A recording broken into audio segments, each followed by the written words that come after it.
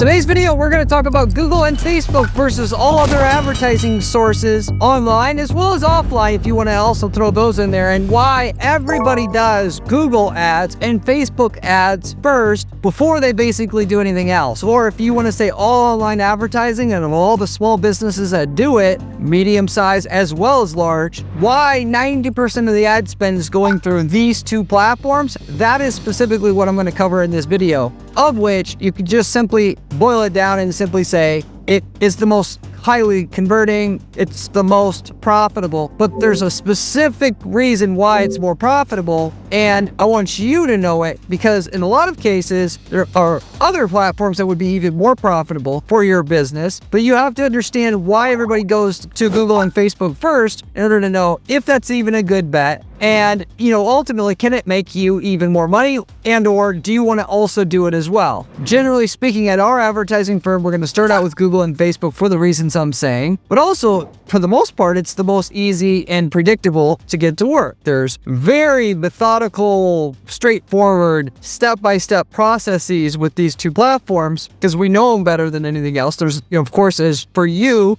being maybe a newer advertiser, there's plenty of guides out there, especially on this channel, whereas the other ones aren't so straightforward. But the upside being the other platforms have way more ROI potential because they're not nearly as competitive. They're off the beaten path. Because as it comes to advertising online, everything comes down to this magical word, CPM, or cost per thousand. What's it cost to show my ad 1,000 times to the people that are going to be viewing the ad? And typically, the cheaper that is, the easier it is to get a high return on investment. Now, of course, you get what you pay for. Cheap CPMs don't mean better. That certainly isn't the case at all because there's places where you can pay 10 cents a CPM, but the traffic's garbage. There's places where you could spend $100 CPM or 1,000. Google search as being one of them and still make piles of money. What you got to be is basically a scientist when you're trying to figure out where to advertise online. But your best bet is usually Google and Facebook for the reasons I'm going to say. And just like you could find a way to lose weight quicker, if let's say that was your goal, the standard stuff of diet and exercise would be your standard way to go. That's your starting point. And then you can start adding in potentially the exotic stuff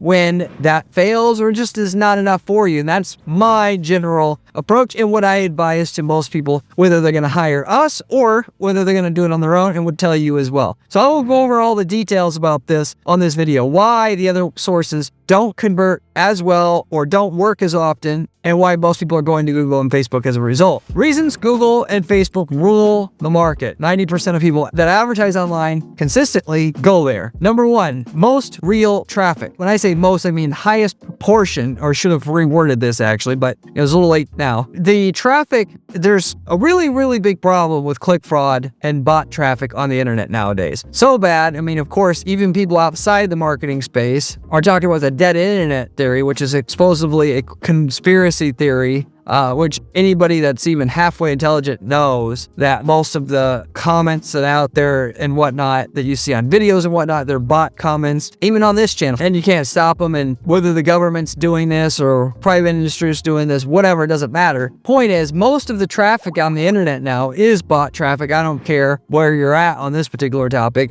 I know it because I see analytics data all day long. That's my job. And looking at the proportion of real traffic to fake or bot traffic, it varies a lot by platform. Full stop, all the platforms have some bot traffic, some more than others. And just because a site has a lot of bot traffic doesn't necessarily make it bad, because it's about the real traffic and how converted that is. That you could be 10% real traffic, but that 10% could be really quality traffic and it doesn't matter. Whereas it could be 90% real traffic, but if it's not converting, it doesn't matter either. But as a whole, traffic sources that are mostly bot traffic are not bet for your business, mainly because these sites don't give you a massive or big enough discount on the traffic to make it still worth it at the end of the day. Such as if you advertise on Twitter, the cost of the traffic there should be like 2 cents a click. They're not charging that. They're charging what like Google Display Network is charging, even though most of the users on Twitter are bots as a whole anyway, versus on Google Display Network, that's the case as well, but there's less of it as a whole. So on Google and Facebook, you're going to get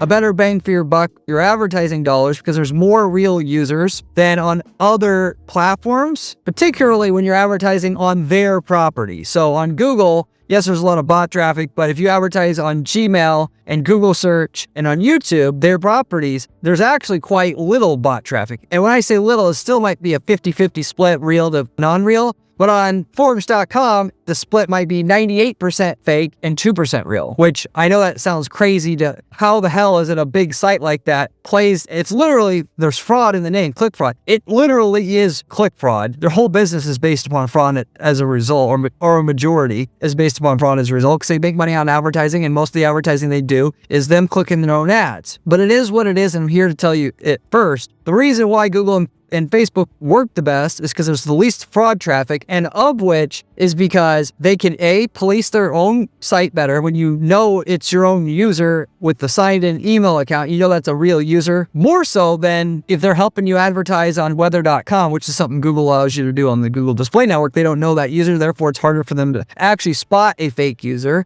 Not to mention, they have something of value there. It's like if you sold Coca-Cola, you could water down that shit to make more money, but why? Coke is so valuable as a whole and people want it so much, why fuck around doing that? Whereas if you sell off-brand cola, your main proposition is to sell it cheap. Well, why not water it down? It's going to be worth it for you to do it in that case. So they know what they got. They don't have to rely on fake traffic to make ends meet so much. So to say, to focus on how do we actually get the ads to be better targeted so it pays off for our users better so we can charge even more, versus the opposite approach on the general web is taken, which is let's water down the fucking traffic even more with more bots so that we can sell more clicks and make more money. And that's their main business model. Better tracking. Not to say these other platforms don't have tracking or you can't track it either through UTM codes that you put at the end of the URL, which then you can track whether it converts in third-party tracking platforms like Google Analytics or Triple Whale or something like this, or you use conversion lift testing methodology to see when you start advertising someplace, whether your sales and your company overall go up,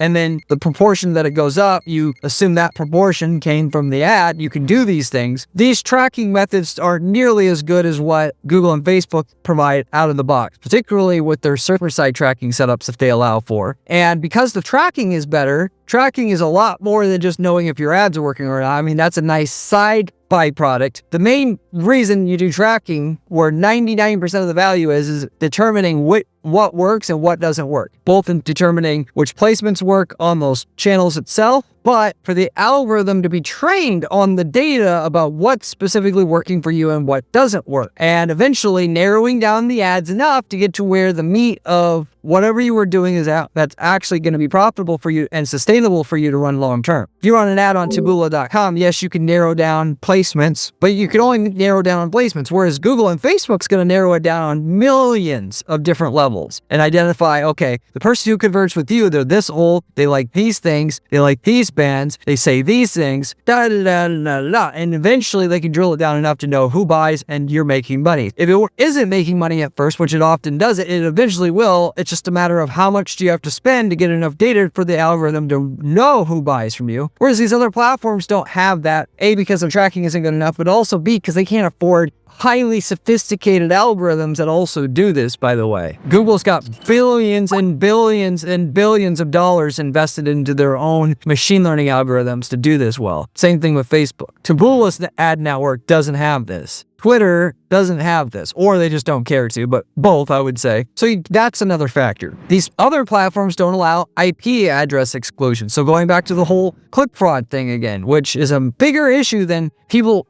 make out to be. All the people selling the ads know it's there. The people buying the ads, most people that are small businesses don't know it's there because they're not that sophisticated. They're not techie. They don't even understand even what an IP address is half the time. But you got big companies where the middle managers there that control the budgets don't give a rat's ass if the company makes money or not. So they don't care about click fraud. So these third-party ad platforms outside of Google and Facebook, they don't have to really worry about people worrying about click fraud. Therefore, they don't need to allow you to have these IP address exclusions, that is, exclude people from clicking your ad more than once, which typically, whether it's from a human user or a bot, doesn't matter, can easily click fraud you, whereas these platforms, Google and Facebook, they do allow you to do that. If you can make it so that if somebody clicks an ad, they can't click it again or see the ad again to be clicked. They don't have these features in there. They don't have invalid click refunds either. Google and Facebook specifically have invalid click refunds. Yes, Google and Facebook do benefit from click fraud somewhat. Yes, they do look the other way on it somewhat to juice their numbers. This is true. This is real. I can tell you this is the fact. However, they do keep it under control enough to where small businesses who actually pay attention to whether or not they're getting an ROI or not, they can still get an ROI. Whereas these other platforms, they're just looking for suckers, basically. So with that, they also are looking for click fraud. They are trying to refund you when a fraudulent clicker clicks your ads. Now, that said, they could do a better job, sure. But one of the ways that they do this that I've talked about on a recent video is they see if somebody clicks the ad and then doesn't make it to the site, because that's highly indicative of it being a bot click. So when they see that happens, they actually, part of what they refund you for after the fact, and that both of them have invalid click refunds, that's what's going to refund you for. And so what we've figured out is the most effective way to get rid of click fraud in today's environment is to have click fraud software that will then what we call like challenge the user. That is challenge the user in that if a bot is going to click the ad, it's going to fall for stuff and do stuff that only a bot would do. And if they look like a bot, the software can send them off site. Check.ai is one software in which can do this, by the way, effectively, of which then to the ad platform of Google and Facebook, they don't actually think a human got to the site. Therefore, it's likely not a human who clicked the ad. Therefore, you should get a refund. So you're helping the systems that are there to give you refunds for click fraud detect it easier, or detect it in the way in which they're set up to detect it at least. Therefore, you're paying for a lot less click fraud. Whereas the other platforms, not only are they benefiting from click fraud, and that's where their bread is buttered, basically, but they don't have no systems to, even if you were to block the person from the bot from getting to your website, they don't give a rat's ass whether you get a refund or not. Technically, it's too expensive for them to do that. They don't want care to do that. They're not incentivized to do that. So these click fraud softwares, which are highly getting to be necessary just to make money with ad campaigns online now, these other platforms, they're not going to help you. And then finally, more traffic and more scalable. The amount of traffic and eyeballs that Google and Facebook has access to give you access to alone is astounding, to the point where you could be obscenely rich or wealthy, if you want to say that, just understanding one thing, which is how to monetize Google and Facebook's traffic. I mean, that's what this whole channel is predicated on. That's how we built a multi-million-dollar firm at Guaranteed PPC, is on that one idea or concept. It's like having a nuclear bomb at your disposal at any time. It can either kill you or give you, where you can rule the world. Most of the time, when you understand how to put together good, effective ads and understand targeting and all this, that you need to be a effective advertiser. You don't need any other platform besides Google and Facebook anyway, because if you were just mastering that, you're going to be ultra rich without having to worry about all these other platforms. Now, it's still often a great idea to get other platforms working, because if Google and Facebook fail you could be screwed. Well, you say, well, at least if Facebook fails, I got Google. Yeah, but how much of a hit in your sales can you take? If half your sales are coming from Google, half of them are coming from Facebook, and then suddenly Facebook goes out, and it may not be a big deal to you today because you're just a one-man band, but what if you scale up to where you're making $5 million a year in sales revenue, and you got 15 staff that you got to pay every day, regardless of what your sales are, and then you suddenly lose half of your revenue? This is enough to put you out of business, just this one thing alone. Facebook shut you down, boom, you're out of business. I've seen too many people go out of business this way, and then they'll come to me, assuming they're not a client. This just happened, Facebook just went down, I need to get new ads going right away. And guess what? There's nothing I can do to fill that kind of a deficit in your business overnight, because even new ad accounts with the same ads as you had before that worked, it's going to take time to warm up that account, or it's to start a new channel, whatever. It's going to take some trial and error to get it going. If I was good enough to make ads work overnight, I wouldn't work with clients. I would just do that. I would sell the profitable sales to somebody on a cost per sale basis. I would make money that way. Fortunes are made on long-term campaigns and long-term optimization of campaigns, years before the really big money comes. But you still got to have someone knowledgeable enough to know how to get you on the rails to where you can get that. Otherwise it's going to never happen for you anyway. But bottom line, if you know how to make money on Google and Facebook, usually that's enough. You should still have other platforms in case those goes down. And ideally, you're going to want like 5 platforms, and no one platform being more than 30% of your revenue. So if any one can go down at any one time, and it's not going to create a crisis situation for your business. Take it from me. You may say it'll never happen to me, but if it ever happens, do you want to bet your whole life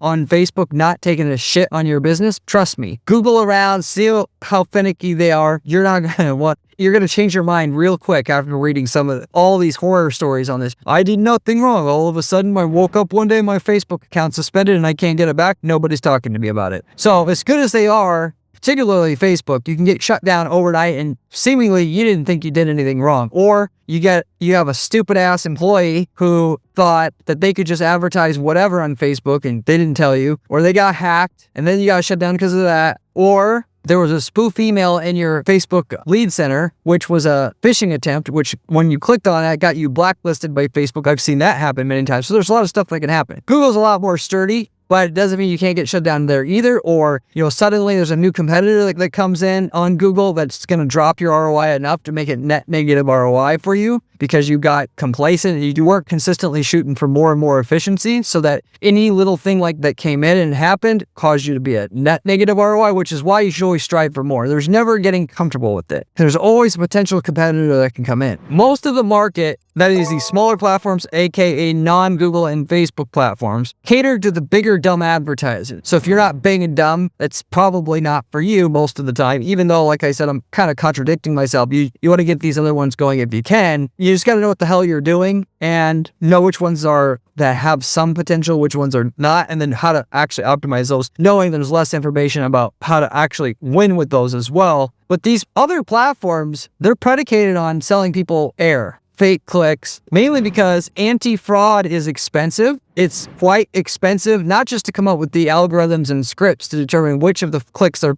sending users that are fake, but also to run this script and run these servers that are going to run these checks all the time for every click that they deliver to their users. It's not practical for them. Not to mention, good advertisers are hard to find and don't scale. So if you are Taboola and you're looking for people in which your customers can advertise on, sites that they can advertise on to bring in your network, sites with good quality traffic on them are getting to be less all the time, not more. There's a higher proportion of people going to less and less websites all the time, so their business model can't be predicated on bringing new customers in at a certain point because there's not enough of them to bring on, and they've all been asked, if that makes sense. Then, of course, you got the golden word, Kickback City. The reason why I don't run a huge agency, because once you start having to run a huge agency, you usually got to work with big companies. And guess what? How deals are done at big companies. That is, companies that are doing like $1 billion a year in sales. It's all kickbacks, basically. I've got to know the guy that is making the decision on which marketing agency that bigger company is going to hire. And if I don't scratch their back by giving them a job at some point or kick them back a bunch of money, guess what? They're going to go with another vendor, ironically. And the same exact shit exists in the ad world. You got platforms that sell traffic, like these programmatic ad networks, in which the guy selling the traffic is buddies with the guy at Pepsi that is the one in charge of the ad budget. He agrees to buy the ads as long as he gets a piece of the sales commission, and the company gets screwed, but the company's so big they can easily survive it. So got all this shenanigans going on. And I know nobody talks about this, but I know what the reality is here. So you're going to deal with people at that kind of level. It's all politics. It's all Kickback City. It's about who you know and what can we take and what can we steal, whereas the small companies can't. They're not efficient enough to be able to handle that, and therefore they should stay off these other platforms most of the time, or at least until they've got Google and Facebook on the rails, and they can survive throwing a bunch of money at a platform, having it probably not work or not work very well, and have to go through a long string of optimization to get that platform to work. So bottom line, these other sites, like a Forbes.com, whatever, it's more profitable being the way that they are than it is being like Google and Facebook, because Google and Facebook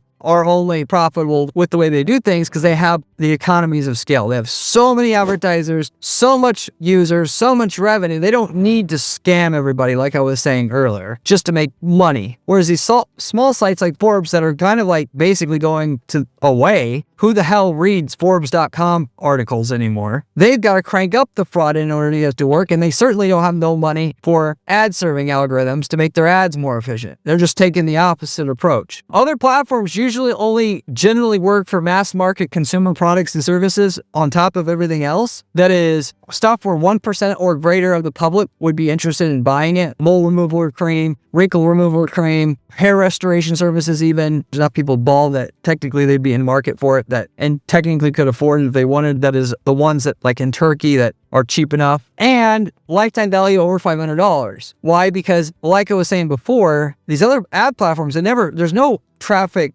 platform where you can get clicks for a penny anymore. Those days are gone. So they're going to charge 50 cents or $1 for a click. And if you don't sell something for more than $500, good luck trying to get that to work ultimately, because they don't care. Unlike Google search, where they know what the click, how much a customer is worth in that market that the keyword matches up with. When you're buying traffic on Forbes.com, they don't know what you're selling, so they're just going to charge everybody one price. And when they charge everybody one price, it's to your advantage when you sell something that's more expensive, not less. So if you're going to advertise on Forbes.com, ideally, because the targeting isn't as sophisticated, you'd want to sell something super expensive that almost anybody could buy. And then it's just a matter of, do you have a good enough pitch or offer to get someone's attention at a high enough rate to make it make sense advertising on that platform or not? And when you start advertising on these sites, the placement is usually the way that you optimize. This site versus that site, Taboola, Outbrain, even on the display networks, when you're trying to run ads through Google Display Network, it's usually to optimize the most, it's singling out websites that convert well. Even with other targeting options layered on, certain websites have good traffic, so some that don't. You got to find the ones that have real good traffic on it. Also, what you generally got to know is how to do a advertorial funnel. Not to say that these don't work super good on Google and Facebook, they do, but like if you're going to advertise on Forbes.com, what works the best nowadays is not just here's the product, buy it. It's, did you know that you can get rid of foot fungus using this new powder? And then they click that ad and it goes to what looks like an article in a magazine, and they read the article and it says that there's this new ingredient in this powder that works, and the powder is actually sold by this one company. And then now you got somebody who wants that powder on your website now. That's more so the way that you have to go with these outside platforms than here's the product, buy it, like you wouldn't normally on a Google search ad. Or you do free trials or quizzes. So you could do a free trial like we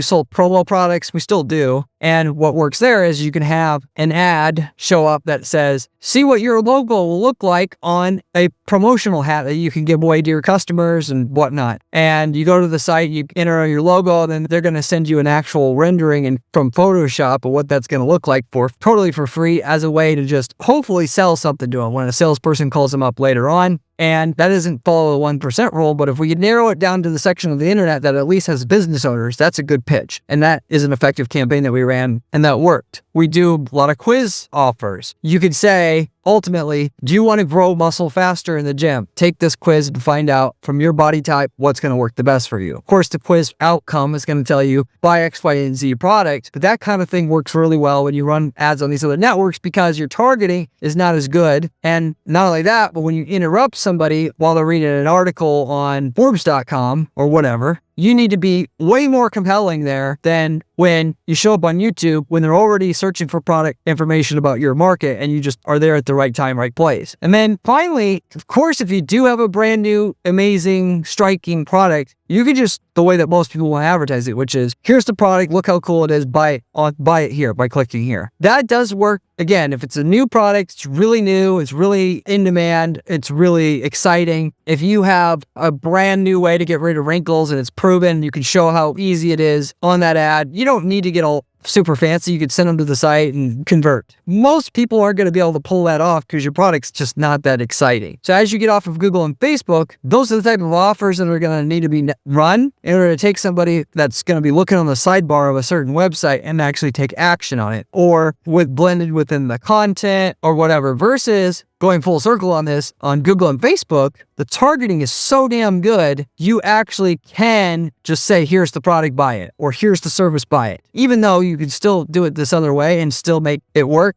and make even more money, but it's a nice to have, not a need to have, if that makes sense. Ultimately, you can have a custom hat company, and when somebody has recently searched for custom hats showing up on YouTube because of Google's targeting features, you could target that person who's already in market for custom hats with your custom hat ad that says, we offer quality custom hats, we have the best reviews, buy here, and that's already good enough. Whereas that same pitch on another website, on a Forbes.com, Weathers.com, whatever, that pitch is not good enough because we don't already know that person's already in market for the product. It makes sense. Why? If you want to distill this all down here, Google and Facebook, why everybody goes there first, it's because there's way less bot traffic and the targeting capability is so much better. They have very sophisticated algorithms that can help you find somebody who's normally just going to want to buy and real people on top of it. And so for that matter, if you can't make things work on Google and Facebook, trying these other platforms probably not going to fix anything for you.